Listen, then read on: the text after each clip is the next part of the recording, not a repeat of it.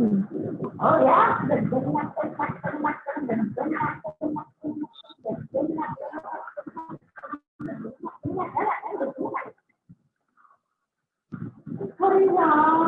Fifty-five.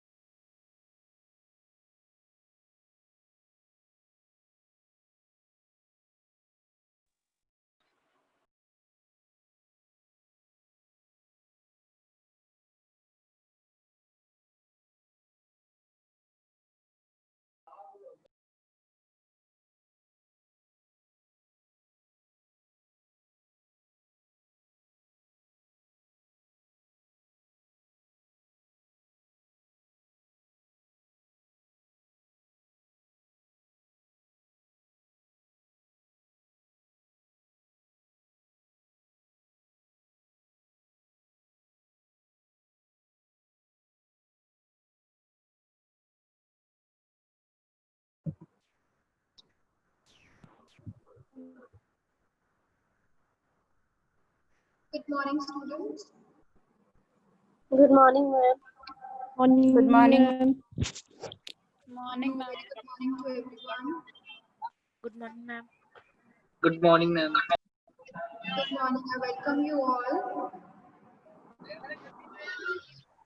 Uh, we are going to start the session in a few minutes. We are waiting for our guest. So please be patient.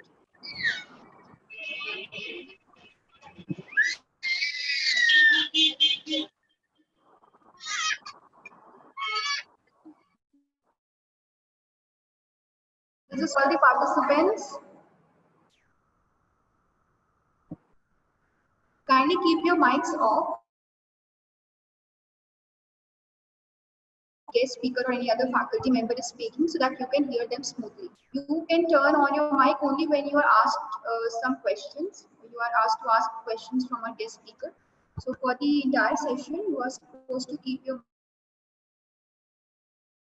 mic.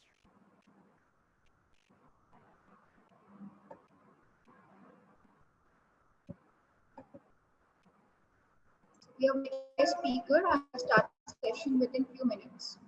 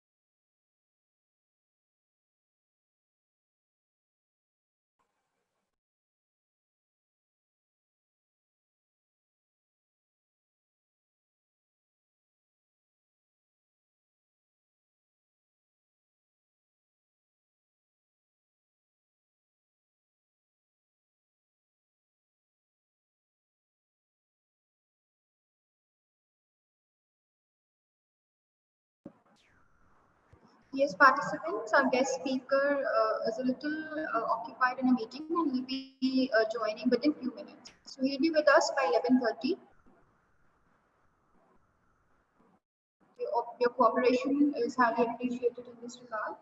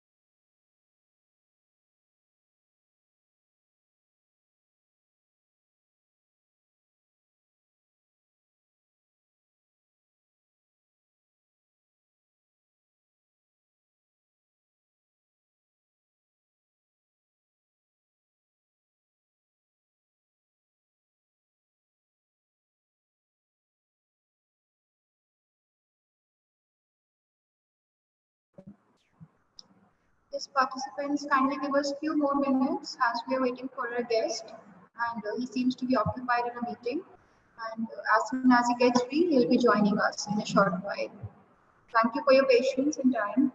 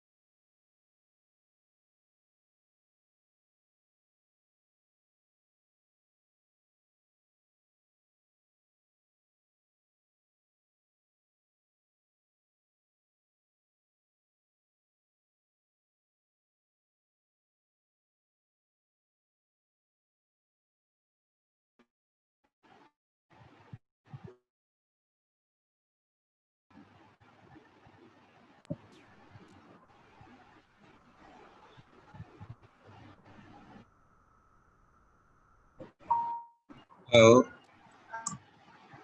Hello, can you hear me? Hello, sir. Yes, I can hear you.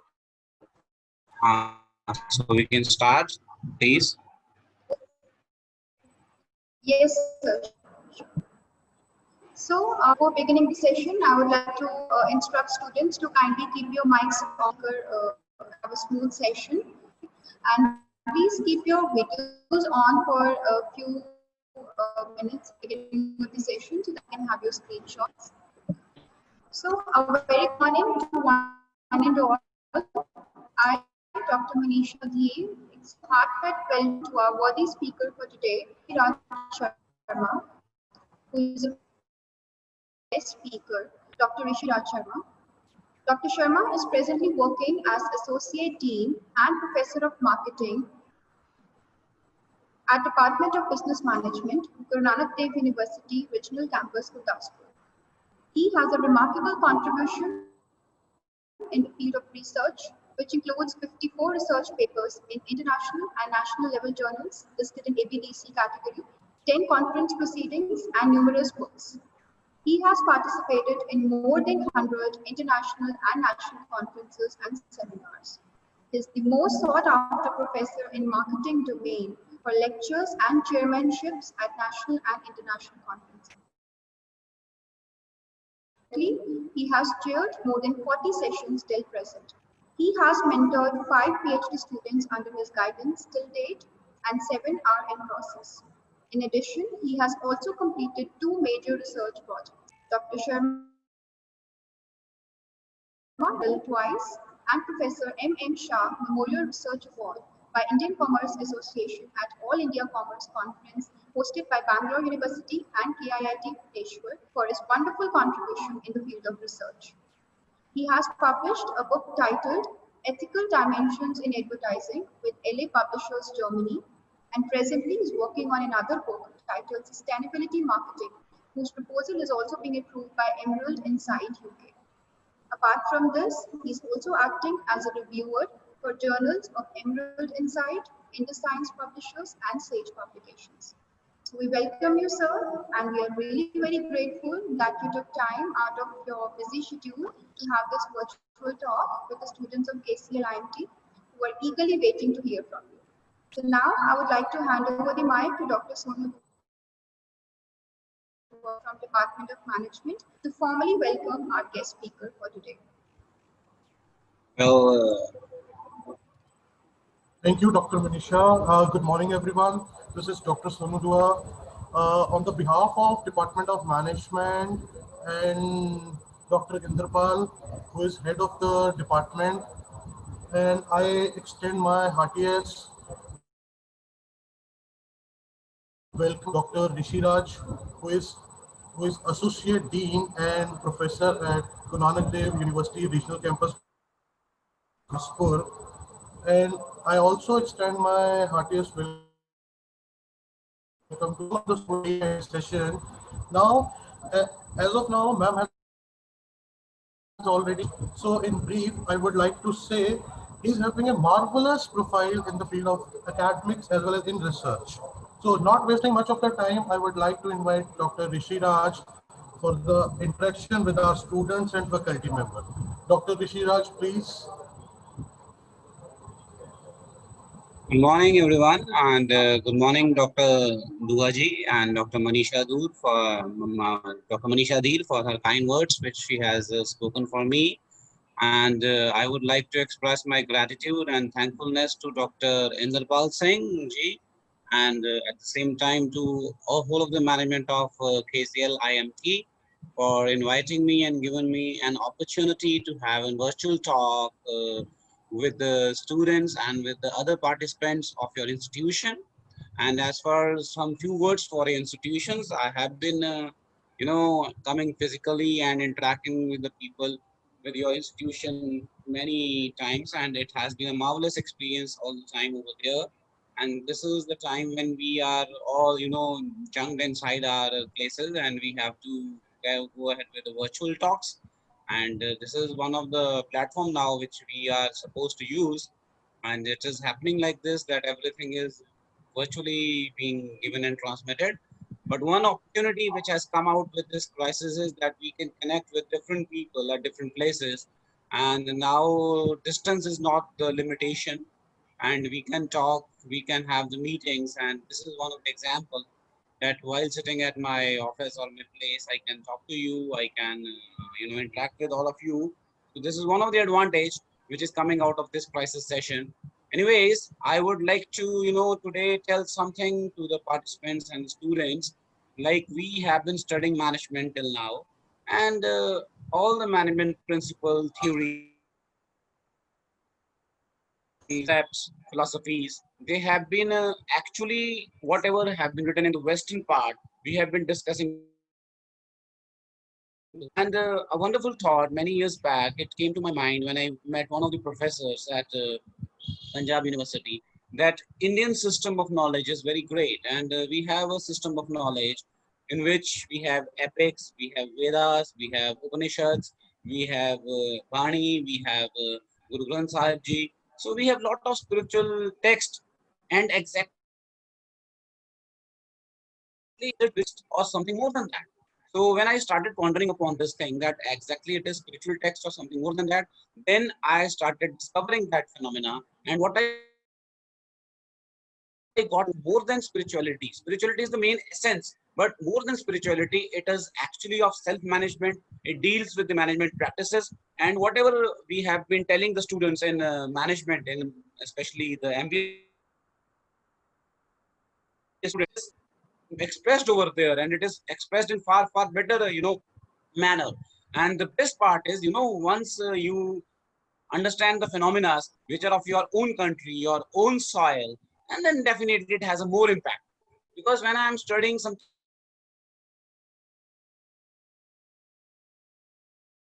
theory, me to understand it and then to implement it. Why? Because the environment is different.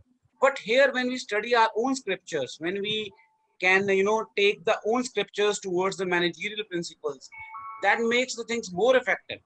Like we can take an example of Japanese style of management. We don't have any other country like this representing. We have European style, we have American style, but we don't have like this Japanese style. So there's one country, very small country, and they have their own style of management, that is Kaizen. So that becomes so popular that it has been adapted worldwide now for, revolutionizing the business over there. So what I want to say is that something when it is, incorporated in your own culture and you start practicing it, it is first of all easy because you know your culture. Second, it is coherent with your daily day-to-day life, and it. So I would like to share some slides this area since past 10 to 12 years or more than that. And what I want to just stress upon the fact is that these slides have been very hardly prepared. A lot of hard work had been done towards this. So kindly just view them, and it is giving to it. Sorry, it is that how we can become better managers, we can become better researchers, and moreover, better human being, which is the need of the today by studying our own scriptures, and we can deal with the people in day-to-day life when we use all these things. So with all these words, I would share my screen with you. And, my screen sharing is on with you. So I would like to come with my presentation, my PPT, which I have, made for this institution for this particular thing. And let's come out with that. So as I have prepared the title, it is revitalizing. So first of all, I will explain why this title is there. Revitalizing means because already we have management principles. But when we say revitalize, we are trying to put a new life to them, a new life, a new strength to the existing management principles and models. So I will try to compare the present day system management models which have been borrowed from the West, as well as the system of management which is here in India many centuries back. I even can't use the word, years. It is centuries back. This knowledge is enshrined within the holy text. So I would like to, take all these things as an opportunity to with all of you. So, a very kind borrowing of your attention toward the slides. I would like to, take few of time, few of your minutes of your life to throw light upon what is written here in India. And please attention, because this will tell you that how rich culture is, was, and even will be. So coming with this, I would like to come. India is a Vedic perspective. It's not only Vedas I have used. It's actually more than that. It is Upanishads. It is Gita. It is from Guru Granth Sahib Ji. So it has different holy scriptures. But dominant part is the Veda, because whatever knowledge has been enshrined, it has been taken from the Vedas, the four Vedas. So that is why it is a Vedic perspective. So now I'm coming to the part, and please, with your permission, I am starting my presentation.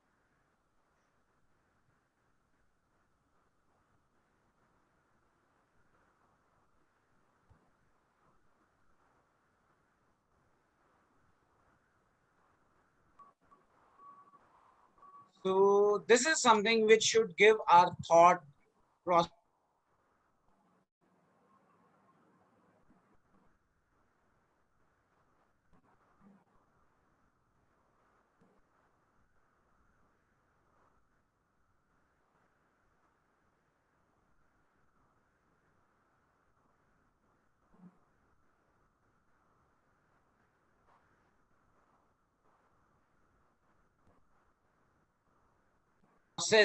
A question mark whether the ethos they have any relevance, hijack their case studies of US or European and apply them to train the youth of India? And I feel the answer is no. Why? Because, you know,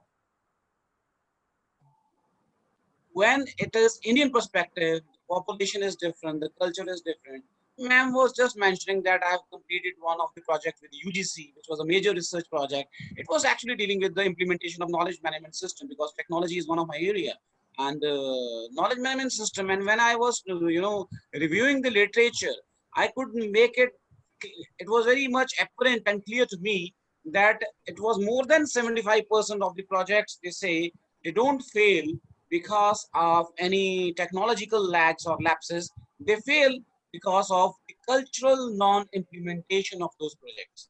What I want to say is, because you are going to apply a knowledge management system or an entrepreneur resource system, which is, devised by Western people. And when you try to incorporate the similar thing to India, it becomes difficult.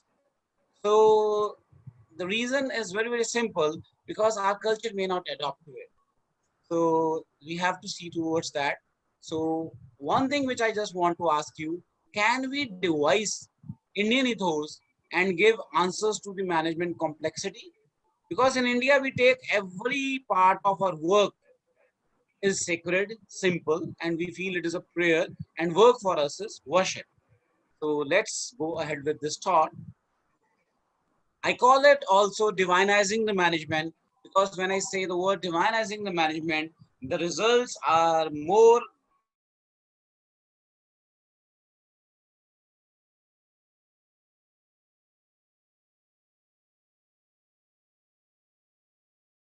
heart, and we offer everything as a service towards the humanity and God. That is why it is divine. Their wholesome usage of intellectual is not for destructive forces. We will use pure soul through heaven, and which actually for this what we need is cleansing of our mind. Even in these crisis day, if something stable we can get, first of all we have to stabilize our mind. We have to develop a mental immunity towards the all stress which is happening around, and then only we can work. So cleansing of mind is very, very important. So with these things, I'm coming towards the next part. So we feel there is a need to re-examine the prevailing management teaching, its objective and disciplines, and focus here is on the quality of management education in India, and how we can enhance it by incorporating the principles and values from the ancient system of learning, and by adopting the teaching concepts given in the old Indian texts. So the presentation will be covering total quality management, principles as they're given in Upanishads, Gita, and Vedas. I will discuss some of the models like transactional analysis, holistic view of management principle, Vedic concept of trinity, concept of motivation and leadership as in reference with Vedas, and how a manager should be according to the Vedas, and some critical issues like stress and environmental management, and finally development of your own self, that means self-management practice. So this is a very small introduction and my own corollary towards how we can define management. So it is one man with his experience, that is age, and he actually, controls, takes charge over a group of people, those are men. And when it happens, one man is trying to control a group of people, they may be subordinates, they may be students, anything, any team. So there is always a tension existing between one man and a group of individuals. And if you want to get the better results, the efficient result, what we need to have is we have to convert this T of tension. That is the last T. That is why it is a question mark. We have the more the successful the manager will be if we can convert this T of tension to T of trust. And once this trust comes, then there is no non-cohesion, then there is no friction, and everyone is committed to do the work at all the levels of organizational hierarchy. And how this trust can come? This trust only comes when you are transparent with your actions. So the transparency, we know Harold Kuhn says that coordination is the essence of management. And you cannot have any coordination if there is no between the individuals and the group of people. And for that coordination, for that trust, what you need is you have to be transparent with your activities. So more the transparency, more the trust, and efficient is the management system. So with this thought, let's begin. There's one observation again. It was somewhere around in 1985 when IBM USA was making losses. The same company, International Business Machines and USA, they were making losses. The same company in Japan, they were having profits. So the US people, they started and they rethink about that. So what they did, they started adopting the style of Japanese people, but the result was more losses. So the lesson is very clear. Why? Because both of the countries, they had different people with different cultures, and it was better that the society has to draw lessons from the ethics, from the culture, which is based upon their own psychological makeup. So we need a body of management which derives its solutions from India.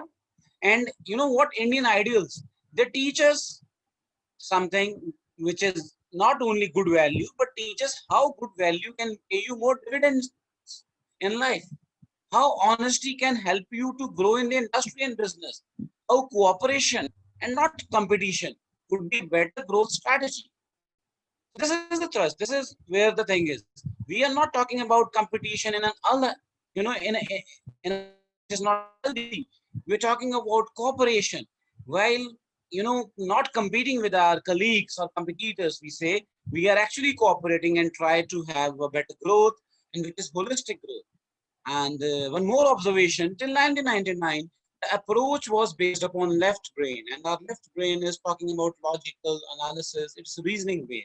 But now a new model of combination of left brain, that is analysis and deduction, along with the right brain. So right part of the brain, when I say right brain, is right part of the brain. Right part of the brain deals with contemplation. When you sit in silence, you think, and it gives arises to your intuition and induction. This is more popular. So managers which are having higher intuitive ability, they're more creative, imaginative, and hence they're more suitable for the problem solving process related to maybe personnel, advertising, marketing, public relation, and any type of management or even crisis in management, etc. Some of the principles which have been taken from Upanishads and Gita, these are one line which will define you some principles. In Upanishads, they say every human being, each and every individual, he has immense potential, energy, and talents. So we are not viewing person as just a bundle of qualities, but a holistic view of person as a whole. Then a manager must have third eye opening, that's Gyan Chakshu. So Gyan Chakshu is eye of wisdom. When with your experience, with your knowledge, you become more wise and your wisdom can be utilized. And here we talk of the work not as just a way to get rewards and for your livelihood, but we talk of the work as worship, as a karma, which is selfless work.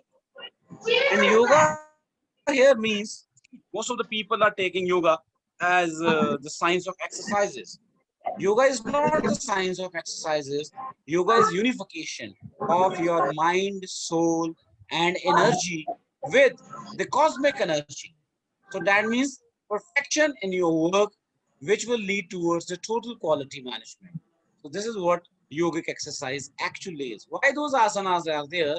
Those asanas are, those exercises, which is more popular in people because we are taking yoga as a fitness that, okay, that fitness is there, that fitness of body is there. But more than that, it must lead to your holistic fitness. And when I say holistic fitness, that means your body is fit, your mind is fit, and you're connected with your spirit, and your spirit is connected with the cosmic spirit, which is of infinite potential. So that is what actually yoga is. And when you make those asanas and exercise, that is actually going to give you a perfect geometrical form of shape. And whole of the universe is, obeying the laws of geometry. And yoga is trying to correct your postures in that geometric shape so that we can have the pure energy from the universe and we can utilize that energy to perform our actions. Then second is by cooperation, we can achieve the human welfare.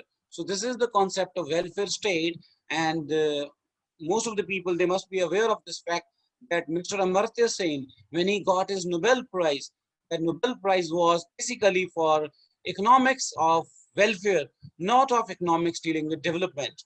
We have been getting a notion in economic development, we say, but development is not a more broad term, whereas welfare includes more development and all the other aspects of the human individual development also. So that is more important. So we can say in India, we have been talking of the welfare state.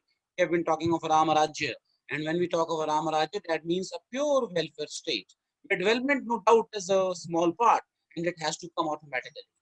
Now, we don't say that we have been listening, since our childhood in our English textbooks that knowledge is power. But in India, we don't say knowledge is power. Actually, the character is the real power. Because if you have knowledge, then you may not have character. And when you don't have character, you use your knowledge in the wrong sense.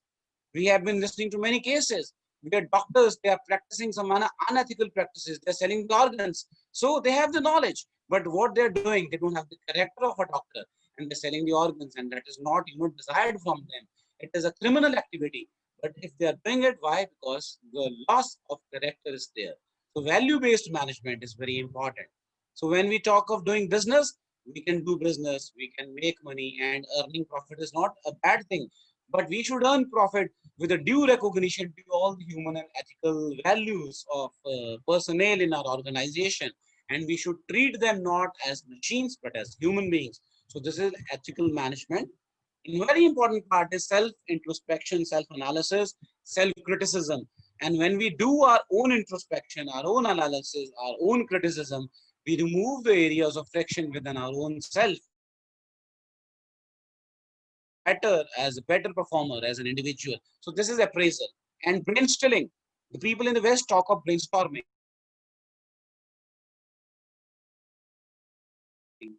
And actually, I think it creates a noise.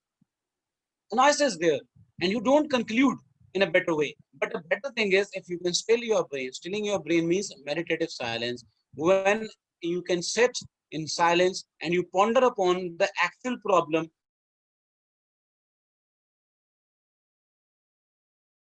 your thoughts and your knowledge, they give you a solution. So brain stilling is used in decision making rather than having brainstorming. And some of the models, transactional model, and I have a Nishkama Karma model, Trinity model. So now we'll discuss that. First of all, this is very important to see that what is the Vedic concept of education.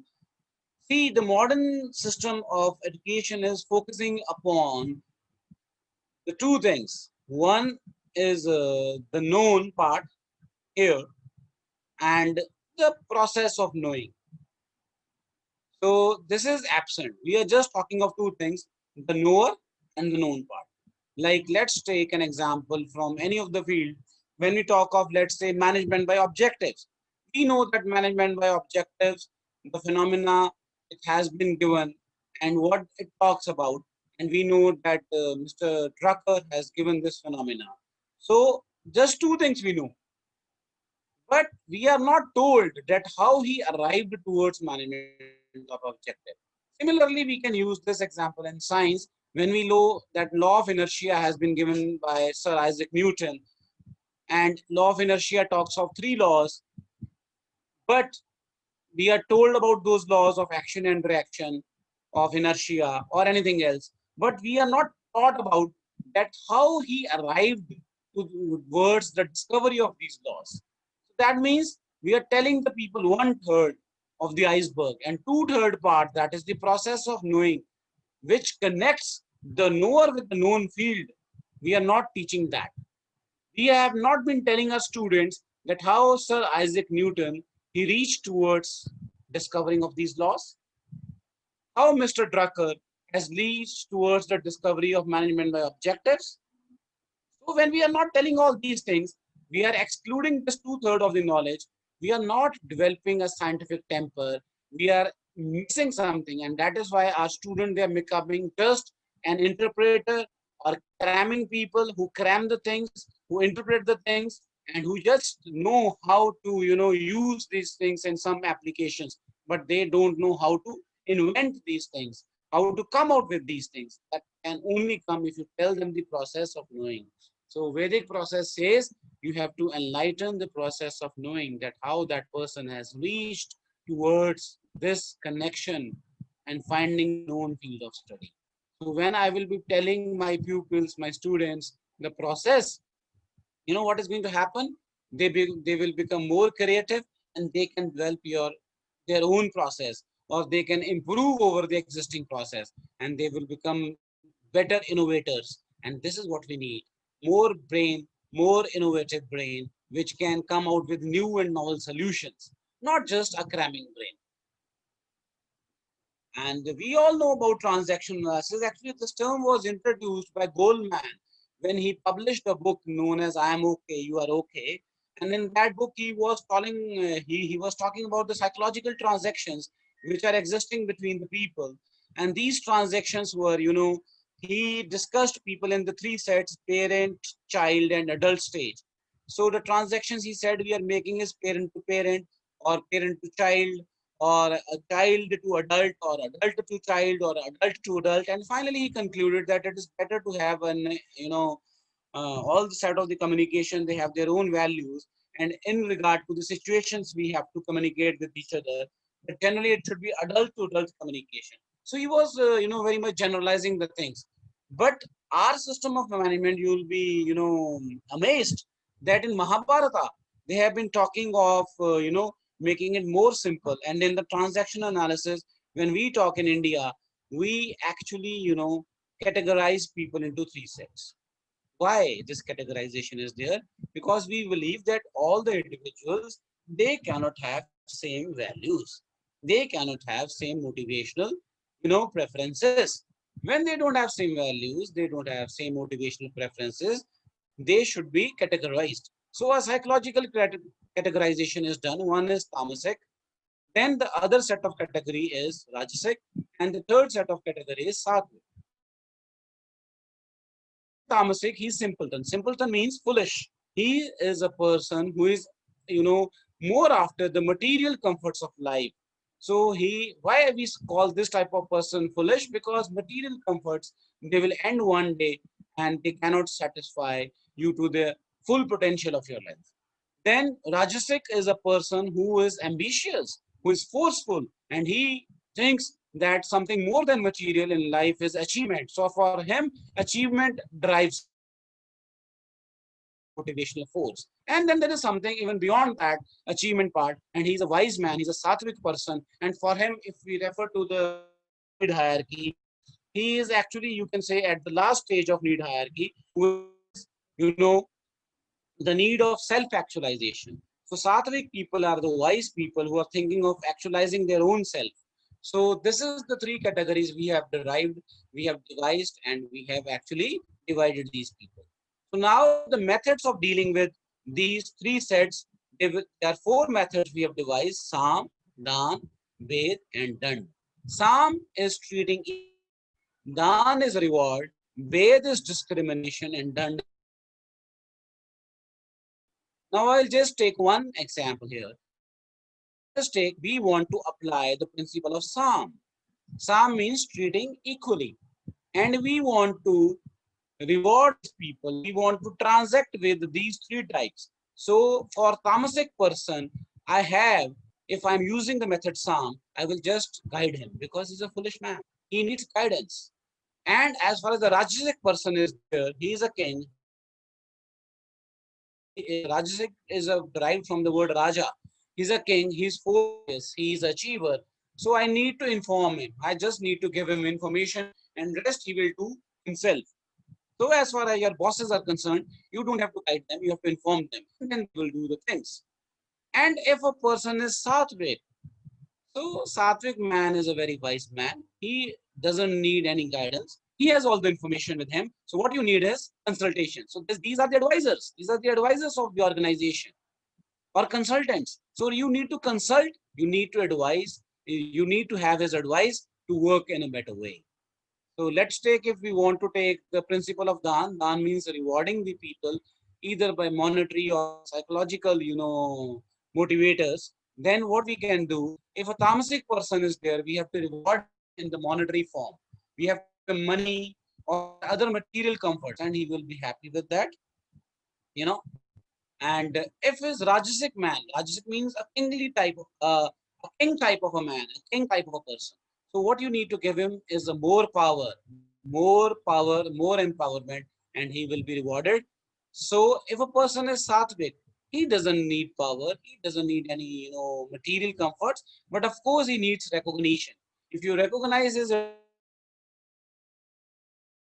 work, he will be happy with that only. So see how we can use all these terms and how we can use it in different categories. What a beautiful way has been described in Mahabharata. So this is just an interpretation of that. Then holistic view of Nishkama Karma. When I say of Nishkama Karma, we say that any man, manager means any man, he should perform his duty by considering his duty and the objective of the duty attached to the results of the duty. Because what happens when we get attached to the results of a karma or a duty, then it gives a feeling of fear, it gives a feeling of dissatisfaction, it gives a feeling of frustration also. But when we perform the duty, the thinking that this is something which we have to do, this is something which divine God has given us as a karma, and we offer it, we do our best selflessly, and we will definitely achieve our objectives rather with more efficiency, with more effectiveness, because the fear psychosis has been ruled out and we become more, detached towards the performance. And once we are more, so that is the concept of Nishkarma Karma, which Lord Krishna explains in Gita. Now this is something, again, a model description of how we can deal with different types of leadership styles, different type of, practices in management like effectiveness, efficiency. And this has been derived from the presence of Trimurti. And the Trimurti in India is Shiva, Vishnu, and Brahma. Or we say Shiva as Mahesh also. So Brahma, Vishnu, and Mahesh we use. And you must wonder, the word God. The word God means same. We don't have three gods. It is one only. It is the division of these one into three parts. Why? Because the phase of the time is three.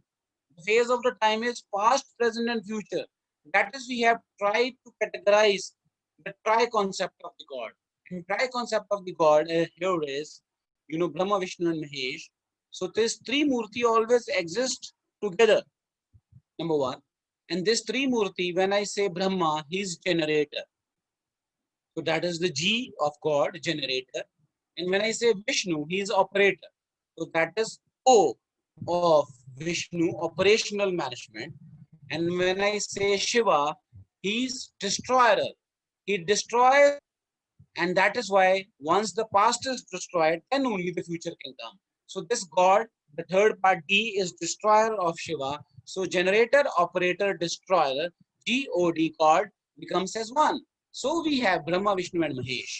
So when we talk of phase of time, since Shiva deals with destruction, and destruction, once it is done, it always belongs to past. Operational management, so he is present, he is preserver. So the force he is going to occupy is present. And when we say Brahma, so Brahma is a creator, and creation is always done in the future part. So Brahma is the future. When we talk the forces they control, since Shiva can destroy, he can only protect. One who can destroy has the power of protection also. Shiva is a destroyer or a protector. Vishnu, he is dealing with growth of the individual because he isn't. And Brahma is dealing with the creation because creation is always done in future. Then a leader, Shiva is a bureaucrat because bureaucrat is a person who has to think of it and to eliminate the non-efficient result. So he's a bureaucrat. Eliminate, he will destroy all the non-efficient results or non-efficient people. He will fire. And Vishnu, as a manager, he will try to take more and more reduction of errors, and he will try to have a life which is more managerial. And when I say manager, that means more operational efficiency or effectiveness. And then Brahma is a leader. Why he is a leader? Because only leader creates the future. So we have three styles of, you can say, leadership here: bureaucracy, managerial effectiveness, and leadership. If we say the classes of work, so Shiva is controlling efficiency, Vishnu is controlling effectiveness, and Brahma is controlling excellence. Why? Because a bureaucrat has to be efficient, a manager has to be effective, and Brahma as a leader and leader has to be excellent, because there is no use of creation if the creation is not excellent. Now the question comes that what part we should focus upon. The part we have to focus upon, that is why we always had avatars. We have the concept of avatars. Even in the Sikh history, we had the concept of gurus, where we have 10 gurus. So we say the Jyot is same. Jyot means what? Jyot means Gyan, energy. Why it is same? Because in the present context, the things will change, but the basic knowledge remains the same. So we have all the avatars as Vishnu avatara. So Vishnu avataras means effectiveness. So when we are effective, effective word contains efficiency. Effective, see, remember, effective words contain efficiency, because we cannot be effective if we are not efficient. And it contains excellence. That is why in Indian system, we don't have yesterday, we don't have tomorrow, we have aaj only. Kal, aaj and kal. So the past which has gone is referred as kal. The tomorrow which has to come is referred as kal. And we have to live only in present. And if we want to live only in present, we have to be effective.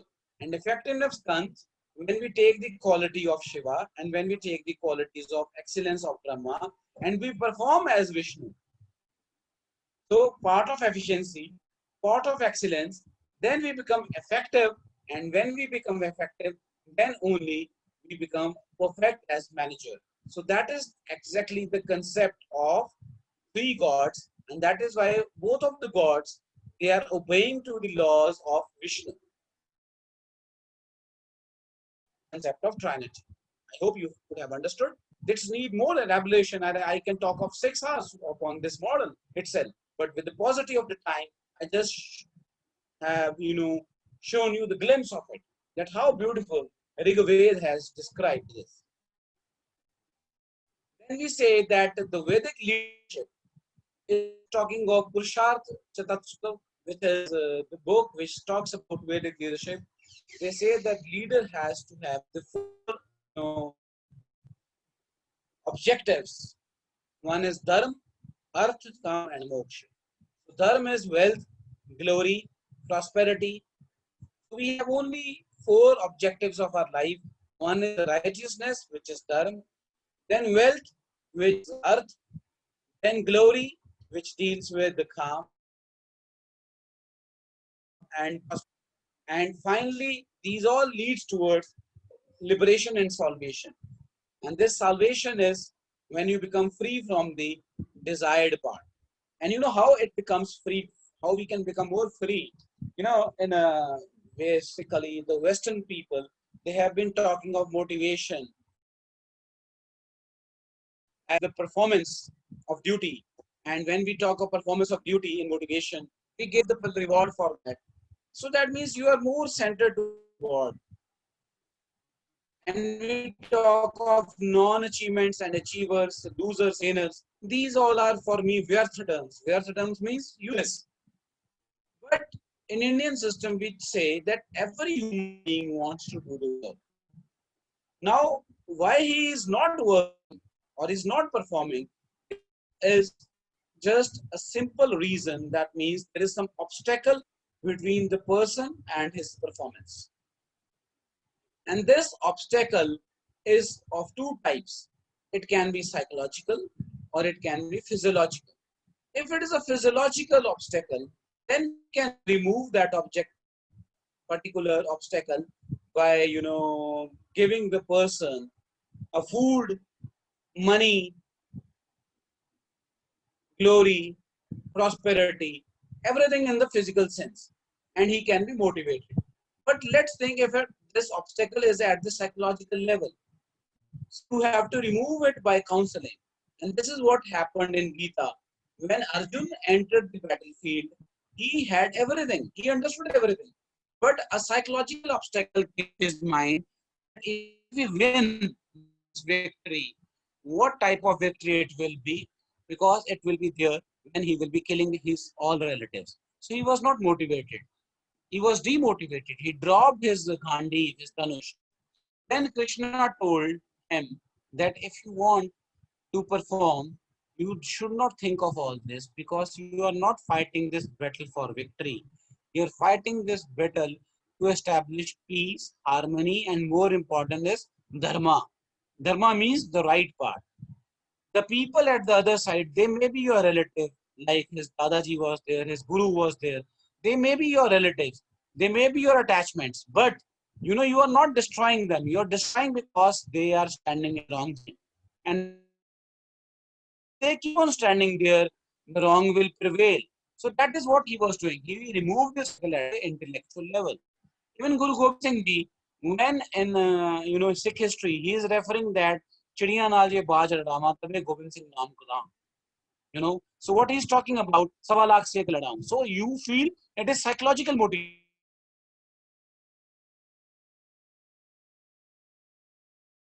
1 lakh or more than 1 lakh people. It becomes very difficult if you think it in a physical form. But psychologically, he motivated them. That is why he used word Baj for them. He said, you are skilled people. Baj means a very skilled bird. You are skilled and you are as good as that Baj, who has that eye of wisdom. And that is why you can compete with this Chidiya. Chidiya means a small set of birds. And you can even, deal with 1 lakh of these birds. So this is what he was doing. He was motivating them psychologically. So how we can motivate psychologically? First, we have to listen to the person. Even doctors, the psychologists, the psychiatry people, they're dealing with this type of counseling now only, and nowadays also. So first you listen to the person that why he is not performing. Where is the problem? So first, as a doctor, as a psychologist, as a motivator, you listen to the doubts. Like if a child says, I don't want to study, first listen why he doesn't want to study. Then what you have to do is, once you understand the problem area, you start putting stress upon the strengths of that person. And then remove his doubts with his strengths. Not with your strength, but with his strength. That you can do this, you can do this, you are very strong. Then second thing, you try to discuss at the intellectual level that why he needs to perform his duty. what is the performance of the duty will lead to. Then finally is you have to show him the action plan. That means how he can achieve his goal. Then last is you have to show him the consequences of those plans. So if you follow these 4 steps, then what happens? The person gets motivated. And this is what Krishna did. First, he listened to the doubts of Arjun. Then he said that you are Purushottam, you are best in all the human beings. So that means he revised his strengths in his mind. Then he discussed at the intellectual level that if he wins, then only it is his karma to fight, and to establish dharam, the right thing, he has to perform his duty, not for his personal gain or a victory, for the gain of the society as a whole. Then action plan, he told him that this is the thing what we are going to do. And finally, the consequences of the proposed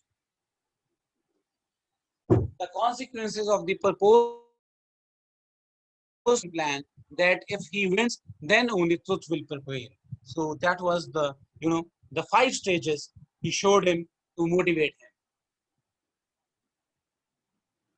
Now a very important the concept of development of manager. As a students of management, you all want to rise high, and remember the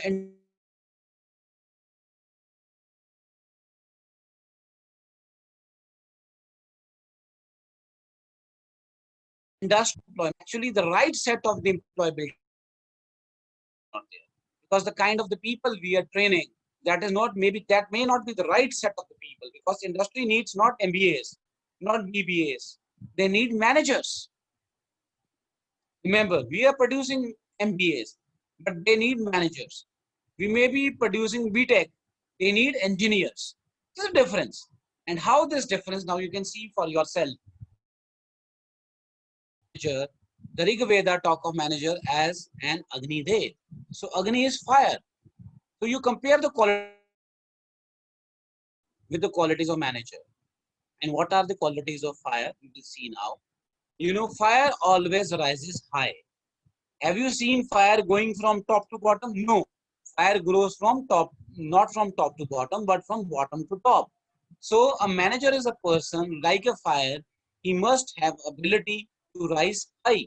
So if you have ability to rise high, that means you have to think of future. If you can think of future, that means you are foresighted. So fire is always foresighted. So as a manager, you need to be foresighted. If you are not foresighted, if you cannot think of the future, then you are not acting in the manner of Agni. You're not acting in the manner of fire. Then fire always expands upon the ground. Fire is never in the air. Fire is always on some ground. So meaning of the ground here is practicality, the ground realities. And that means the fire is pragmatic. Pragmatic means practical on the ground level. So a manager should think of the ground realities, and then only he should plan. Then very important characteristic of fire, just with a small spark. जब हम माचिस जलाते हैं, so there is small ignition, just make, and there is a fire. So fire is always witty. Fire always starts with spark. So that spark has to be there. So this spark is very important. And one more, important characteristic of fire is it burns everything into ashes. आपने कभी सोना देखा है? जब सोना बन रहा होता है, तो the person who is making that gold pure, he puts that gold part into the fire. So what he is doing? He is trying to purify that gold. So a manager should purify the slugs of impurities of his subordinates into ashes. So you have to be innovative. You have to be a purifier if you want to act as a manager. You have to holocaust the shortcomings. You have to destroy those shortcomings. So that purification part is very important. जब आग जलती है तो अंधेरे की जगह उजाला होता है. So this ujala is enlightenment. So manager is a person who can remove the darkness of the environment. So you have to enlighten the people to become as a manager. And very, very important for all of these qualities is enterprising. There is no fire in the world without friction. आग कभी भी friction के बिना नहीं लगती है, चाहे वो माचिस से लगाई जाए, चाहे वो स्टोन को आपस में रगड़ा जाए. So that friction has to be there. And friction is struggle in life. No one can become successful without having struggle. If you try to become successful without struggle, then it is not possible. And the struggle teaches you, it makes you the person as a better person. आपको पता है जिंदगी का principal क्या है? जिंदगी का principal है, the more you work, the more you become efficient. I can tell you a physical example. If you want to, develop a good body, let's say you just want to develop a good body, a good muscle, what you have to do? You don't have to take rest. You don't have to just, sleep. You don't have to just eat. What you need to do have is, you have to wake up early in the morning. You have to jog around. You have to put stress to your muscles. You have to use weights, and then you become with person with a good physique. That means even for a good body, you need a lot of struggle. When you see a person with six-pack of ab, that means a lot of struggle has been done to form that type of. Same as with the mind. What you need is a more thinking, more hard of the thinking, and then only your mind becomes more fertile. Same as land also. अगर आप धरती को ऐसे ही छोड़ दोगे, जमीन को ऐसे ही छोड़ दोगे, that becomes banja. वो खत्म हो जाती है. जब आप उसका अंदर हल चलाते हो, when you put that land into toiling and toiling and toiling, it becomes more fertile. So whether it's your body, whether it's land, or whether it's mind, you need struggle, and it is the quality of fire that comes out of struggle only. So manager should believe in the process of struggle. That means enterprising. So becoming enterprise, to create an enterprise, to become an entrepreneur, to become a manager, you need struggle. So now you have seen how all of these qualities, they can be acquired from Agni Dev, from fire, and it tells you what a good manager is.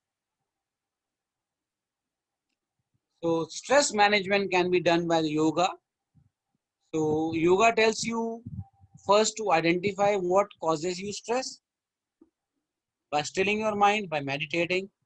Then how you can cope with the stress by some breathing exercises, and how you can then practice to help them those exercises in the more stressful situations, and you can monitor your effectiveness. The process is very long, but I am just telling you the three parts. So this is what exactly the part of the yoga to deal with the stress management is. Then environmental management, then transcendental meditation also there. Transcendental meditation talks of emitting, and enchanting of a mantra inside your, soul, and why that, what your body comes into the state of vibration, which connects you with the echoes of your body, the echoes of your mind, and reverberations of your mind with your soul, and you get a balanced personality. Then environmental management can be done by performing yagya and all. So yagya, when you perform two type of energy emission is there. One is the sound and another is the heat energy. And with these two type of energy, remove the darkness or the impurities. That is the basic concept. The illustration can be more than that. Now very, very important is to do everything, you have to develop your own self first. जब तक मेरा अपना अंतर, my own self, मेरा अंदर is not developed, I'm not developed as a manager. Can I develop other? No, I cannot develop other. First, I have to develop my own self. So developing your own self means developing your personality. That is very, very important. We have been talking in the total management of personality development. I will tell you the easiest way to do them. The first way is Manan. Manan means memorize the good concepts. So first you learn the good concepts. Then learning is not only the part. The second is you contemplate. Contemplate, तब आपको सोचना पड़ेगा उसके बारे में. You have to think of all those concepts, that how those concepts can be put into practice. So three phases हैं. सबसे पहले याद कीजिए. Then उनके बारे में सोचिए. And third is put them into practice. Without putting those concepts into the practice, you cannot get the results. So remember, it is memorizing, contemplation, and putting into, then only you can use these. And how you can arrive at this? You have 4 paths, One is the path of Gyan, Raja, Bhakti, Karma. So you don't have to follow all these 4. You can follow only one. You can perfect the one, and you can reach effectiveness. So how? I'll give you examples. First is Gyan. So this Gyan is the path of knowledge. In knowledge, what is knowledge? Knowledge tells you what is discrimination, what is right and wrong. So that is the path of knowledge. And this path of knowledge was followed by the ancient rishis and the great spiritual scientists of those times, like Aryabhatta and all. They were the rishis, they were like Varamihara, they had Gyan, and with their Gyan, they reached towards the pure mind and effectiveness. The second is part of mind or Samadhi. Samadhi means not just sitting in one posture. Samadhi means total concentration. And once you have the total concentration, the pure value will automatically start emerging. The pure cosmic energy will come. But for this, you need total concentration. That is what I say, the part of Samadhi. So this was done by the people who sat for years and years under the phase of Samadhi. Then is Bhakti. So when I talk of Bhakti, the people like Guru Nanak Dev Ji, Meera Bhai, they come into the time. Because Bhakti means devotion, surrendering. When you surrender towards the will of God. जब तुम करते, जैसे गुरु नानक ने कहा, मेरा मेरा कुछ नहीं, सब तेरा, सब तेरा. So सब तेरा means total surrender. And once you totally surrender, again pure mind will come. Then the last is the path of karma. The path of karma is the path which was followed by Arjun, which was taught by Krishna. That with action only you can achieve wisdom. So you can follow any of these paths. So any of these paths you follow to the perfection, you reach here, pure mind. Pure mind comes from value. A total pure value will be created from the still mind. A still mind will create a still value. Still value means pure value, which will lead towards pure mind. And you will have value orientation. Now you know what real life value means. What is the reality of your life? And once you understand the reality of your life, you become more centralized. And finally, you become more effective. तो इसको simple way में अगर मैं आपको बताऊं, तो we don't have to perfect it, because if we perfect any of these paths, then we will become as good as Krishna, Rama और Guru Nanak Dev Ji. लेकिन यहाँ तक जाना तो बहुत मुश्किल है. लेकिन अगर आप कोई भी path follow करते हो, even for 20 minutes in your life, you do this practice, you know what is going to happen? A drastic change will happen in your way of thinking. Your mind will start becoming more concentrated, more pure, with less distractions. And you will be start thinking that what you require actually in life, you need good body, good mind, and you will start doing things and you will start becoming more effective. Effectiveness just means simple thing, reducing errors. जब आप अपनी गलतियों के ऊपर focus करते हो, reducing the errors, your quality of life start improving. And once your quality of life start improving as an individual, the quality of organization will also start improving, because the quality of work you do will start improving, and definitely total quality of management will be achieved. This is what we just want. जब हमें ये पता चल जाए कि हम little by using the little resources, how we can produce better results. That is what principle of optimality or optimization is, and that is what effectiveness also is. Effectiveness means producing results within, by the use of less inputs, you can produce more. You can reduce the friction to produce that more output. So reduction of friction means reduction of errors to produce more outputs. That's what I just wanted. So if you follow these principles, then you are becoming, say words, you start becoming more good, Good means for the humanity.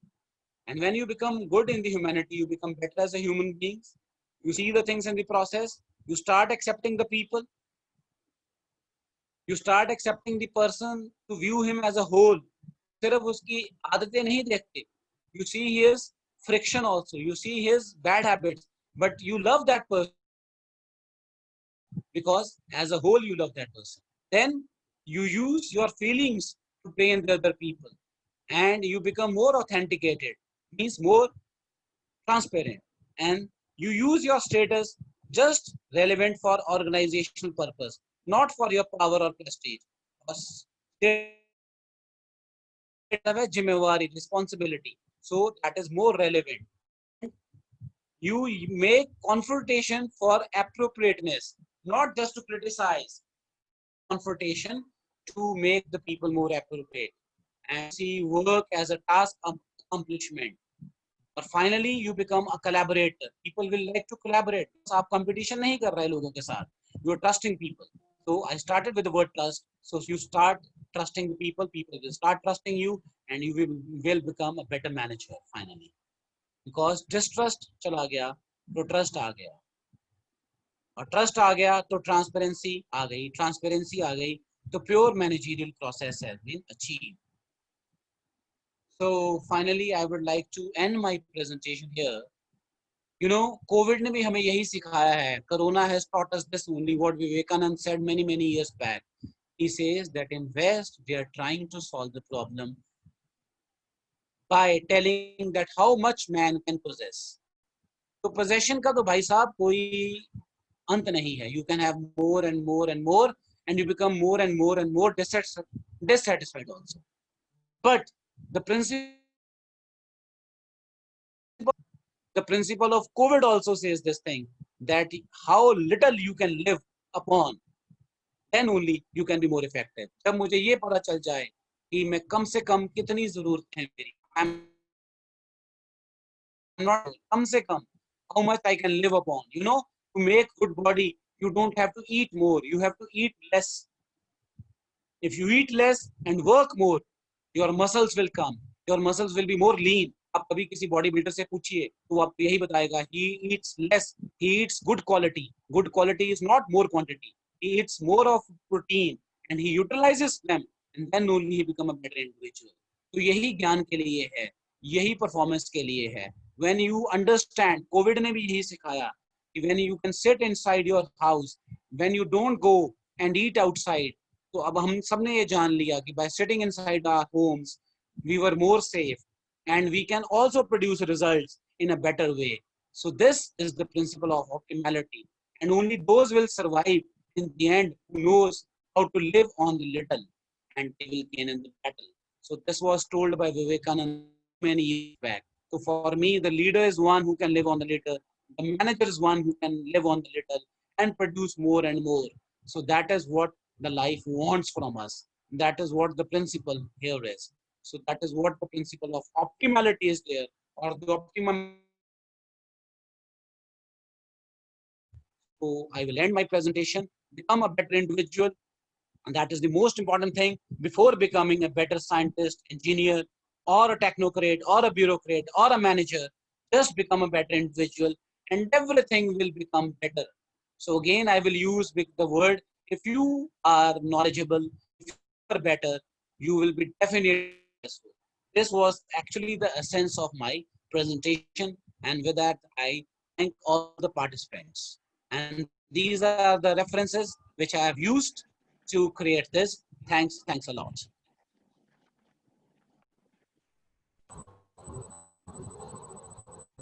Over to the presenters, the managers of this particular lecture for me. A great talk, sir. Wonderful knowledge being delivered by you. Dr. Rishi Raj Sharma has shared a lot of wisdom and knowledge, Vedic perspective. So, sir, if you permit us, shall we have a query session, please? If our students have any kind of questions, please. It's most welcome. So, participants, okay, sir, thank you. the participants may come with their questions, any kind of they have related to the topic. As sir has given us permission that you may ask your questions, may ask various things related to the topic. So if anyone is interested, you may raise your hand and then can start query session, please. Okay, first hand has been risen. Muskan, Muskan, can you hear me? Yes, Am I audible? sir, good. Muskan, please come out with your. Yes, sir. So, with kind of practices we can achieve Nishkam karma stage. Okay, good question, because it has asked that how we can achieve what is the process of achieving Nishkam karma state. अच्छी बात है, लेकिन if that thing comes as a fear, it starts creating a fear into my mind. Daily I am thinking, I will not study to that extent. हमेशा एक डर रहेगा मेरे मन में. तो अब आते हैं कौन से step? What steps we can take? The first and foremost step is a good mind can only lie in a good body. So how to have a good body? That is very, very necessary. I don't say only yoga. It can be aerobic training, but some form of the exercise is must, and you have to wake up early in the morning. Now you will ask me why to wake up early in the morning? Because we are the part of nature, and we cannot be anti-natural. We cannot be if we go anti-nature, definitely. So come se come, at least wake up early in the morning, go outside, go on your terrace, start inhaling, do some inhaling practices, और अपनी body को शांत करने की कोशिश कीजिए. When you do workout, तो आपकी जो एक्स्ट्रा एनर्जी है वो कैनलाइज हो जाएगी थोड़ी देर के लिए, just for half an hour. This is the first step. And then after doing exercise, nobody would have told you this. That is why yoga is a form. After doing exercise, you concentrate at least for 5 to 15 minutes upon what you exactly want. तो ये सारा process सिर्फ 1 घंटे का है, इससे ज्यादा नहीं. Not more than 1 hour. And if you cannot devote more than 1 hour to your own body and mind, तो फिर why we are living? आप सुबह उठिए, at least for half an hour you do some exercises, उसके बाद शांति से बैठ जाओ. Think of your problem areas. Where are the problems? Think of your strengths. Think what you want. And finally, tell yourself that you are guided by the Holy Spirit. वो परमात्मा है. There is a God always to help you. And you devote yourself. सिर्फ अपने मन को यही बात कीजिए कि God, I will do everything what I can. And then everything will be done through you to fill those blanks. जो खाली चीजें हैं, जो खाली स्थान हैं, आप भरोगे मेरी लाइफ में. You will come and fill those things and try to come to me to guide me in the life. ये करते हो तो आपके अंदर एक सेंस ऑफ ग्रेटिट्यूड आती है, और ग्रेटिट्यूड बहुत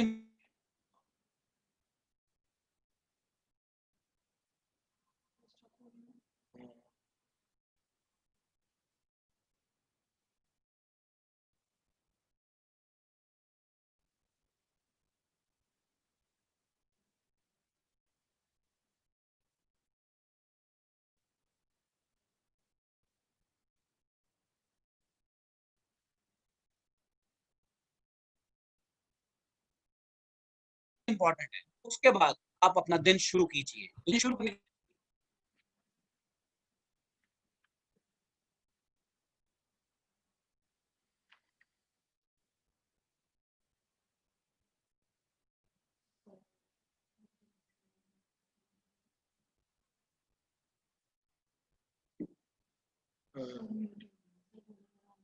Sir, please turn on your mic, please. Sir, you are not audible. Please turn on your mic. So I Yes, am sir. audible, sir? Yes, sir. Yes, sir. Perfectly. Yeah. Okay. So what I was trying to say is, once you will start your day like this, so now you have channelized your thoughts, Now you are full of thankfulness. आपके अंदर एक भाव, सबसे पहले हम thank किसका कर रहे हैं?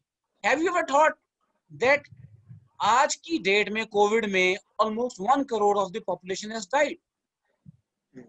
आप कभी सुबह उठ के 5 मिनट ये सोचिए कि आप जिंदा हो. One more opportunity of day is with you. You should be happy. Then think your parents, your teachers, they are with you. हम सोचते हैं हमारे पास क्या नहीं है. First thing, whatever you have, and you will feel grateful. And this everything is there with you. और आपको एक बात बताऊं, काम तो थोड़ा कॉम्प्लेक्स लगता है. आप सिर्फ 3 चीजें कर लो. नानक देव जी ने निष्काम कर्म को 3 चीजों में समेट कर दिया. कभी आप मुझे मौका देंगे केसीएल वाले, तो मैं आपको गुरु नानक देव जी की फिलॉसफी के ऊपर बताऊंगा कि उनकी फिलॉसफी कैसे पूरी की तरह, उन्होंने पता क्या किया, उन्होंने संस्कृत के जो चीजें थी जो कॉम्प्लेक्स थी उसको सिंपल बना के सिंपल लाइफ में पेश कर. इसीलिए वो गुरु है. गुरु का मतलब गुरु, हु मींस डार्कनेस, रू means removal. One who can remove the darkness is the only Guru.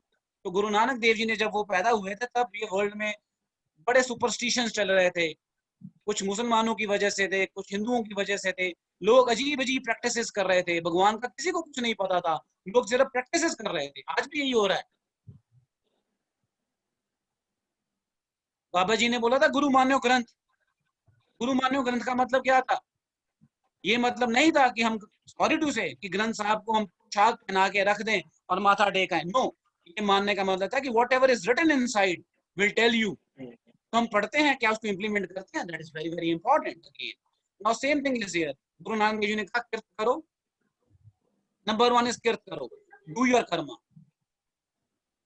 Then second what he said is नाम जपो. व्हाई नाम जपो? I will be saying Satnam Waheguru while I am doing my duty. आप अपने मन में ये वर्ड का साइड करके देखो तो आप कभी गलत काम नहीं करोगे. और थर्ड इज वंड शको. वंड शको means whatever you have it, you have taken everything from the society. Even this name of God you have taken from the society. So you try to spread this name of God. You try to spread your thankfulness to the society. अपने आप निष्काम कर्म हो गया, अपने आप हो गया. कृष्ण ने भी यही कहा, जो कुछ लिया यहीं से लिया, जो कुछ दिया यहीं पे दिया, तुम्हारा क्या था? यही गुरु नानक देव जी ने कहा. So everything is you have taken. So sense of gratitude जब आता जाएगा बेटा आपके दिमाग में, तो निष्काम कर्म भी आता जाएगा. We have to train our mind. मुस्कान, हो गया जी आपको clear? Yes, sir. Yes, sir. Muskan, Clear. is it Thank clear to you? Yes, sir. Sir has explained in a great manner that if we add up gratitude in our attitude, in our daily attitude, we can rise in our life to great heights. So thank you, sir. And if anyone else wishes to ask any kind of question, you may raise your hand, please. Any other student, other participant, if they wish to ask any question related to our presentation topic, you may raise your hand, please.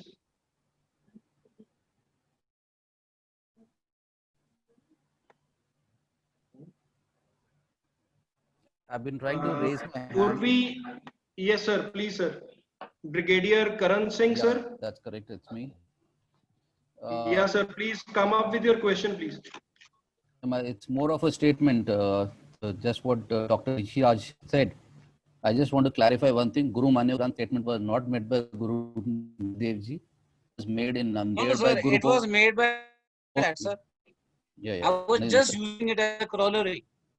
Yeah, that's perfectly fine because that was by the Dashmesh Pita. I know that. I just wanted to put that in perspective over here. And Vedic learning, what we even in the scriptures, what we write when we type this Hinduism, what you were talking about, or what we talk about as scriptures, these were ways of life. They were never religion. When you talk about the Vedas also, they were always, they gave you they were the guiding principles for human life. So if we follow these things and everything, what a human character, एक मानस चरित्र में आपको जो कुछ भी लिखना है, how you should be following a way of life, have been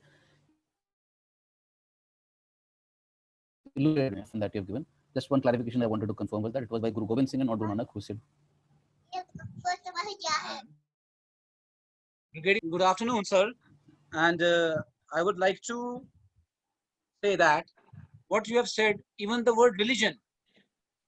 When we talk of religion, religion was the first way of life, because even in the modern society, the Christianity was the first to dictate the term of ethics. And ethics were the principles of right and wrong. When we started saying right and wrong, that means principles to deal with the life and the life part. Even for the word Hinduism, Hinduism was never a religion. Hinduism abhi bhi religion nahi tha, because Hinduism was a culture. And this culture was why? Because the word Sindhu was there. And the word Sindhu was not being pronounced by the people from the South Asian part. And they used to call the people on this part as Sindhu or Hindu. And this is how the Hinduism came. And even the people, the dharma at that time was the Sanatan. Sanatan again means a body of knowledge which is having no origin. And when I talk of Indianism, I talk of all the ethos. All the ethos means every part of ethos, whether it is the Ramayana, Mahabharata, ethos means all the guiding principles. So, sir, very rightly said by you, these were the guiding principles to train our mind. And religion is basically the self-discipline. And if we cannot discipline our activities, we will not achieve anything in life, whether it is any of the thing. और जो gurus ने किया है finally, it was the synthesis of knowledge. The synthesis of knowledge practically was done, and that is why Guru Gobind Singh Ji, in the last phase of the Sikhism, when he realized that everything can be incorporated, it can be documented. इसी को आज की date में हम बोल रहे हैं knowledge management. तो मैं यही चीज बोलना बात कर रहे हैं that we can document this, because we have two types of the knowledge. One is the tacit knowledge and other is the explicit knowledge. So this tacit knowledge part, which is existing in the mind of the individual, when we put it in some granth or a holy scripture, it becomes a guiding force for the generation. That is what Ramayana is, that is what Mahabharata is, and that is what Granth Sahib is. This is what I just wanted to say. और गुरु नानक देव जी के 3 principles के बारे में बोल रहा था sir, इसलिए I said that thing. And otherwise it's wonderful to interact with you. And I must say one thing, sir, एक बात मैं कहना चाहूँगा with your due permission, because even I have a defense background. My father he retired from army itself. And what I learned from the principles of army is one thing, that more you work, the more efficient you become. And in army, sir, it is one of the most disciplined forces. अभी ये बच्ची ने मेरे से ये चीज पूछी थी, तो डिसिप्लिन है, तो that means I always ask my pupils कि अगर हम 3 तरह के लोगों को खड़ा कर देते हैं, one doctor without uniform in normal clothes, civil clothes, one teacher again in civil clothes, and one army personal again in civil clothes, तो आप दूर से अगर आइडेंटिफाई करने के लिए कहा जाए, तो you can identify easily an army personnel and not the other 2 professions. Now that means there is something in the physique, there is something in the looks, and there is something in the grooming. So this grooming part is very, very important. This is what I want to say. So this grooming has to come right from the roots. So we have to catch the people by young. They have to caught by young. They have to be told all these things. So this can be only done if we focus something upon our own literature. So this is what I want to say. Please. Thanks a lot, sir. Thanks a lot, sir. Brigadier sir, is your point clear, sir? Is it all clarified? Okay, great, sir. Great, great, sir. Thank you, sir. So, any other student who wants to come up with the query? Anyone else? There was some student named Urvi who raised the hand. Is she here right now? Yes, sir. Any other students? Yeah, she is here. Sir, I want to ask that how we can apply the Vedic.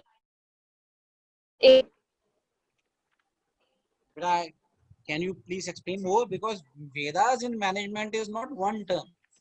I have just told you that there are different scriptures and they have some correlation between the modern day practices of management. Why I just wanted to put focus upon this thing? Because we are trying to mug up the concepts which are given in West. I'm not saying in any of the sense that they don't apply. They apply. But the thing, simply by using the knowledge system, which is not ours, we may not understand the complexities of our own life. whenever some made, those trials have to be tested in the specific which is specific to that country. Even for the trials in the case of management as a researcher, when we do, we try it upon our own samples. So we, in management theories also, we say reliability of a scale. So what is reliability of a scale? What is validity of a scale? If that scale can be tried to our set of the population. What I'm trying to say, when we have our own scales of measurement, when we have our own scales of management, whether it is in the form of Upanishads, whether it is in the form of Ramayana, we talk of Ramarajya. So Ramarajya means what? These are the ideal of kingship. If our leader now is the idol of kingship, आज की date में हम क्या देख रहे हैं? A king, a leader, a politician, he is trying to promote his own kids and वो अपने बच्चों को आगे प्रमोट कर रहा है किसी न किसी तरीके से, maybe by honest or by dishonest way. But there we see an example of Lord Rama. He is sending his wife to exile because there is some sort of friction. लोग आज तक गलत कहते रहे इस बात को, लेकिन आप सोचिए how great as a king he was. He exiled his wife. He was very much aware that his wife is not impure at all the cost. He realized her importance, but there should not be any friction between the governance and the people whom he is governing. He sent her to exile. So that is the thought of selflessness. When we talk of Guru Gobind Singh जी, उन्होंने अपने 4 साहिबजादे वो कुर्बान कर दिए. क्या आज हमारे पास ऐसा लीडर है? तो वैदिक का मतलब is all the ethos, all the examples which we have here. तो अगर हम इन चीजों को सोचेंगे एटलीस्ट, तो सोचने से कुछ ना कुछ तो होगा. These may seem to be something very, difficult things to be applied, but they are not impossible things to implement. This is what I want to say. Great, sir. Great. A wonderful query session. Is there any other student who wishes to come up with any kind of query? You may raise your hand. Anything you want to ask?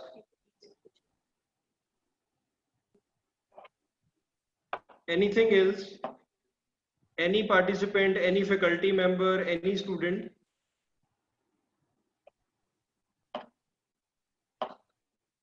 Okay, so we shall wind up with our query session, sir. And I would like to thank you, sir. And thank you very much, Dr. Rishi Raj Sharma, sir, for wonderful talk and for handling our queries in such effective manner. So, with participants, I would like to share one thing. Hello? Yes, Manjeet.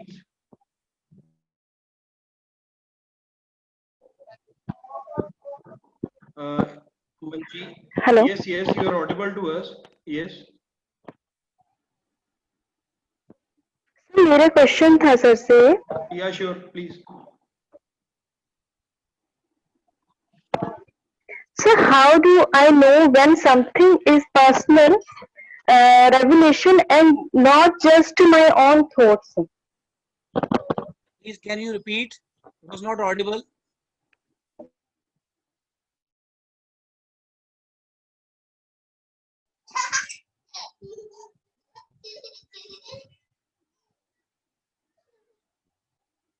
Manjeet, can you repeat what you said, beta?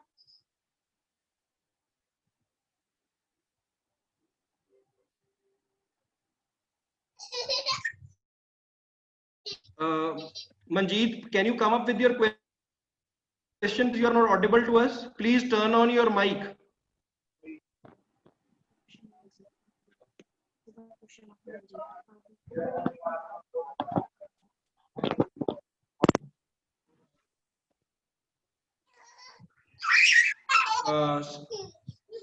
Sir, she has sent us the question she wants to ask. Yeah. The question is, how do I know when something is of personal revelation and not just my own thoughts? Okay, very nice. So Yes, when sir. we start, discriminating, तो सबसे पहले discrimination process starts with the right knowledge. So we should have to have right knowledge. When I own thoughts, and it is something which is imposed upon me. For that, we need to first know our own self. And this discrimination of thought will start only first. You will start discriminating between your identity and the external world. For me, like we are, the total interaction is based upon two processes, me and the whole universe. Whatever is happening here, maybe my relatives, maybe my work, whatever, there are two set of entities for me. One is the universal entity, that means all the people existing outside. Now if I'm interacting with you, so this is again a universal entity, and one is my own identity which is inside me. But even that is a manifestation of the identity of the universe only. Now I have to locate that what are my own capabilities, what I exactly want. So once I know the distance between my capabilities and my want, now this want is not materialistic. Every man, I feel every individual finally wants to go towards the process of actualization. He wants to actualize. But there are so many limitations which are coming into his way. So you have to, cross all those stages. The first stage is the physiological stage, which we definitely have to cross. Because तब तक आप नहीं पहुंचोगे second level. The second level is your level of, security. So that is why we are studying. That is why we are doing. So first you stabilize yourself, and साथ के साथ, at time to time. It's not like you will do all these things side by side, but at the same time you have to discriminate. You have to think daily. What I said, meditating upon something, or exercising upon something, or doing something, you have to train your mind. So this is once you start training your mind. And to train your mind, first you have to read also. That how you can discriminate. And your own thoughts, they will definitely emerge, and then you will understand what you want. Wonderful explanation, sir. Thank you. Thank you. Manjeet, if I'm audible, clear हो गया जी आपको? Yes, sir. Thank you. Okay. If you permit, sir, I've got one more question from one of our students. The question is, according to you, sir, which type of dealings from transactional analysis are suitable in India? India is the mosaic of culture. India is the mosaic of people. India is one of the country with it's one of the most populated country, I must say. तो ऐसा नहीं है. We can just see that. अगर तो हम Goleman के हिसाब से चलते हैं, तो he is talking of parent, child, and adult stages, and even he is that adult to adult interaction is better. Why? Because adult to adult interaction means when I think you are rational, I am also rational, and we talk of rationality. But now coming back to Mahabharata, when I say what the analysis which I was using, let us say I'll take an example. Even in an organization, now if you talk, I can use an example. If you permit, I can use an example of the education system, because we all are dealing with that. So Yes, let us sir, say yes, definitely. deal with the university system, and please don't take it as in any of the senses. The university system, we have now two sets of the education system running here. One is the private and the other is the governmental system, state universities and the central universities. Now for any of the state university or a central university, money is not a very big motivator. The reason is because once you are inducted inside, you start getting the full scale. And once you start getting the full scale, your quest to find another job, it ends there. So what you start doing is you want the second stage over here. So that means immediately once you enter, you get a sense of satisfaction, and at the same time, you must have seen.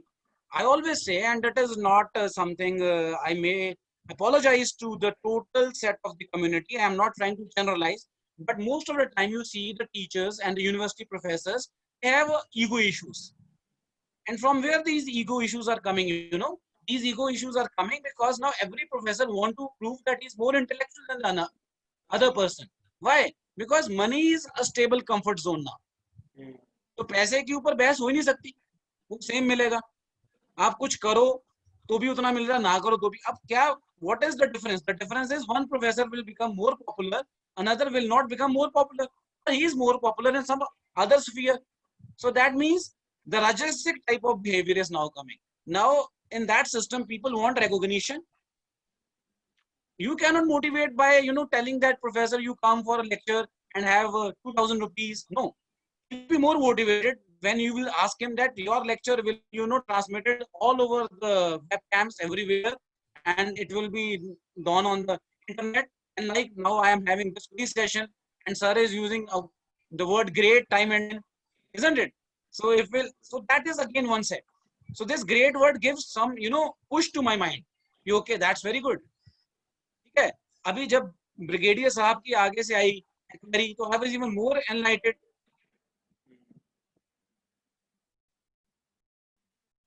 Okay.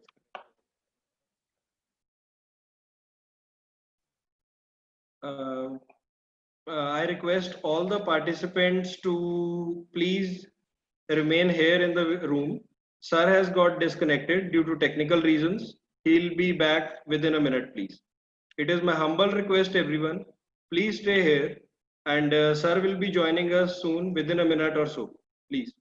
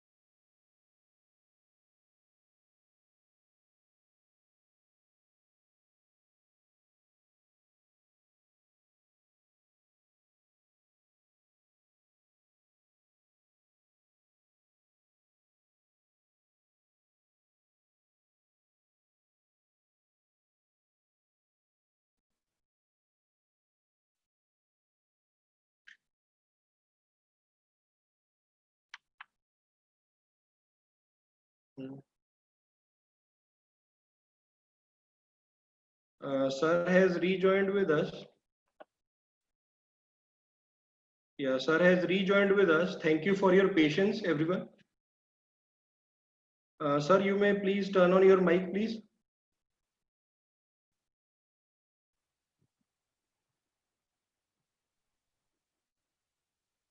Sir, am I audible to you? Yeah. Yeah, perfect, Okay. sir. Perfect. My apologies for this disconnection. And actually, the question there was, and I was talking of.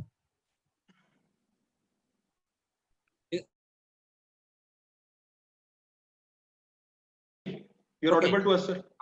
And the thing here, I was explaining that how the transaction can be made in an Indian way. So we have to first of all see that where this person, his strength and where his weakness lies, rather than more than that, his objectives. So I was telling that more of the time the ego issues are there. So that means if the ego issues are there, that means they cannot be monetary. So monetary sense में आप drive नहीं कर सकते. What you can do is you can obviously motivate this type of the person by giving him more empowerment. This is one. Now second thing is इसकी एक और simple सी example अगर आपको बहुत easy way में देना चाहूँ. Let's say you take a lift from a person in a car and he makes you reaches to your college, and at the end of the your this drive, what you do? You say thanks a lot, sir, and you will try to pay him a respect for that. Can you give him 50 rupees? कि वहां तक चलने का इतना करे वो था गिरा. He will be annoyed with you if you do like this stupid thing, isn't it? But let us say now reverse this activity to a rickshaw wala. You have taken an auto rickshaw or you have come to your college और आप अगर वहां आके खत्म करके वहां पे बैठते हो और ये बात करते हो कि it was a nice drive, आपने बहुत अच्छा किया, जो रिक्शा आपने चलाया बहुत खूबसूरत था और मुझे बहुत मजा आया, and you don't pay him anything, will he be satisfied with your talks? No, definitely not. अगर आप ये भी कह दो कि रिक्शा बहुत खराब चलाया लेकिन आप उसको 50 की जगह 60 रुपए देते हो, you will be more happy. So realizing the state of the person, you should know whether reward का मतलब भी reward हर एक के लिए reward एक नहीं है. Dand means punishment. हर इंसान के लिए punishment एक तरह की नहीं है. अगर पर्सन के अंदर एक एम्बिशियस थॉट है तो उसके लिए बहुत बड़ी पनिशमेंट यही है कि आप उसको एम्बिशियस पोस्ट से उतार दो, काम दो, उसको सैलरी दो, सब कुछ दो, लेकिन स्टेटस ना दो. He will be very much upset. तो इसके लिए पनिशमेंट है. लेकिन the major punishment is when you cut his incentives. आपने देखा होगा ऑर्गेनाइजेशन में जो वर्कर लेवल पे लोग हैं के साथ कई बार बदतमीजी से लोग डील भी करते हैं, लेकिन बेचारे वो, I am not saying they will be happy, nobody is happy with that, because everyone has self esteem, we must respect. लेकिन फिर भी वो काम करता रहेगा बिकॉज उसको पता है मुझे सैलरी मिल रही है, भाई काम मिल रहा है. That is more important. So you have to first think that at what stage this man is. Don't try to transact with the people in the wrong manner without realizing its state. When you say India, तो India में अभी भी incentive based. I must say, I am not again generalizing, but I am saying, trying to say it for the most of the population, incentive is a big thing. Why? Because primarily India was a poor economy, developing state, and when I say the developing state is an economic development. So economic development means अभी भी India में monetary incentive का role है, वो change होते रहेंगे. तो actualizers की तो बात यहाँ पे हो ही नहीं. How many Indians you see jumping from the cliffs and doing adventure sports? तो ऐसी actualization वाली स्टेट तो तब आएगी जब आपके पास पूरी तरह से सिक्योरिटी होगी. So we, as India, if I refer, we are primarily at the third and the fourth state, that is safety, security and esteem वाली state. तो अच्छी population है. Actualizer वाली state तो बहुत, it is very very less, scanty, and the rest of the population is still in the state of physiological. Because if I say we talk of even drinking water is one of the problem, safe drinking water in India, that means we are still at the physiological state. आज की date में, I'm sorry to say, I don't want to end into any political discussion. अभी आपने देखा सड़कों पे उतरने लगे थे. Why? Because the issue of minimum the support price is there. I'm not trying to say anything bad about the government or anyone else, but just think, in a country where farmer is already committing a suicide, now you want to cut out this MSP rates. What will happen? What is going to happen? Disastrous things will happen after this. Think of it. So somewhere you have to think of all these things. When you are talking of farmer suicide, एक तरफ हम गाना सुनते हैं जहाँ पे हम person is a landlord and he is firing bullets in it. You see how much of the peasantry class, because the word Jat what we refer is the peasantry class, how much of the actual Jats are like this. लेकिन यहाँ difference आ रहा है ना. एक तरफ farmer जो actually जट है वो he is committing suicide. Where you financial motivation has to be given. अब आप सिर्फ गानों से पेट नहीं भर सकते उनका. So you have to think. It's a process. Wonderful explanation, sir. So sir ने एक क्रक्स में ये बता दिया कि हमारे शरीर की खुराक तो खाना है, लेकिन हमारी सोल की खुराक नेम, फेम और रिकॉग्निशन है. ठीक है, हमारी आत्मा की खुराक नेम, फेम, रिकॉग्निशन है. एंड इंसान बहुत बार इस चीज का भूखा होता है, इन आवर सोसाइटी स्पेशली. ठीक है sir. Anybody else who wants to come up with any kind of question? So anybody else? Okay, let's wind up with this query session, sir. And in this whole session, sir has shared how the concept of management has evolved over the years. He has also explained about our Indian context of knowledge and spirituality mentioned in our holy books, the richness of our culture. We can obtain better implementation and results of management concept while studying our own scriptures, and work is worship, and we must know that if we are working, it is our service towards God and our society. So sir, I converse Taj Singh on behalf of management of KCL IMT, Dr. S.K. Sood, Director sir, and Dr. Indrapal Singh, HOD Management, and all the respected faculty members, all the participants, all the students, I thank you again for providing such a wonderful knowledge, in-depth knowledge, and our exposure regarding the field of management. And in the end, you explained to us that quality is always over quantity. So we are all thankful to you, sir, for imparting us with such great knowledge. Thank you, sir. Thank you very much. And even at the end, I would like to thank the total management of KCL IMG, Dr. S.K. Suji, Dr. Inderpal Singh ji for his kind invitation. And my heartiest thanks to all the people who are listening to me, who were asking me, Brigadier Saab, Manjeet, Muskan, and I may not be remembering all the names. And finally, I would like to extend my thanks to Kavar Sartaj Singh ji for your vote of thanks in the end. And it has been very pleasant. And your smile is very pleasant, sir. I can see on the screen here itself. Thank And you. Thank you so much. all my things. And I would request KCL IMT people that they can share my email ID with the participants. And I would love to interact with the people. I have my personal blog also and one of the research group also, which is BRP. So anyone is most welcome to join, and if they can send me a mail for that. And definitely it was a nice experience, and God bless you all. Thank you. Thank you so much, sir. Thank you.